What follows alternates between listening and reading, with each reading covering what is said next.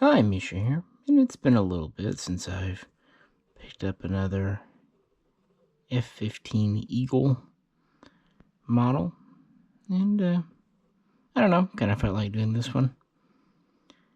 This is a F-15B, a very early example from 1978, and an example flown by the Israeli Air Force. And even though Israel operated fewer than 60 F-15s, more than half of its over 100 air-to-air victories are attributed to Israeli pilots. This all kind of dated back, of course. The F-15 was the air-to-air dogfighter, air superiority fighter from the Air Force, famously, not a pound for air-to-ground. Kind of the Air Force's contemporary to the Navy's F-14. But these would first come into U.S. service in 1976, and that was around the same time Israel was interested and started to sign contracts.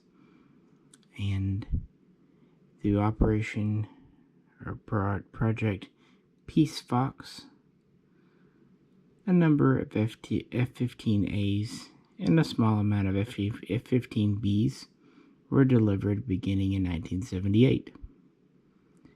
And actually, the F-15's first air-to-air victory would be an F-15B here, flown in June of 1979. And while in America, the two-seat B model was primarily intended, really only used for training, in Israel, because of the nature of the Air Force and lack of other aircraft, they would not only use the 15Bs for training, but also for actual combat missions, air-to-air, and strike and long-range escort. That's because, back then this was one of the longest-ranged craft jets that the IAF had, with the 3 external tanks. It could get pretty far out there, and it carried a standard load of 4 AIM-9 Sidewinders for close-in defense, and 4 AIM-7 Sparrows for medium to long-range air-to-air offense. It also had a cannon because, very fast aircraft, very good climb rate. I've talked about the Eagle in many videos over the years. But these were used, maybe most famously, to escort F-16s during the raid on the Iraqi nuclear reactor. 6 F-15s escorted 8 F-16s.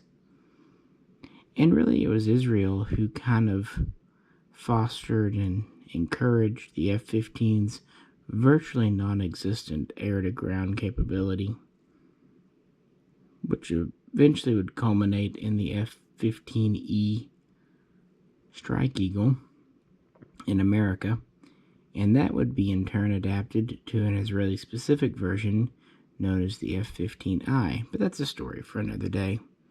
I just really wanted to be a short little video showing off this aircraft. This is a 1/72 scale from Hobbymaster, and it has the usual features we come to expect from them. Canopy open or closed. Pilot figures can be removed. It has an air brake over here that can be displayed up or down. Gear retracted or extended. And it comes with our regular usual ordnance, including period correct variants of the AIM-9. I believe it's the AIM-9G. And then we have the AIM-7 FR, I believe. Anyway, period correct for the late 70s.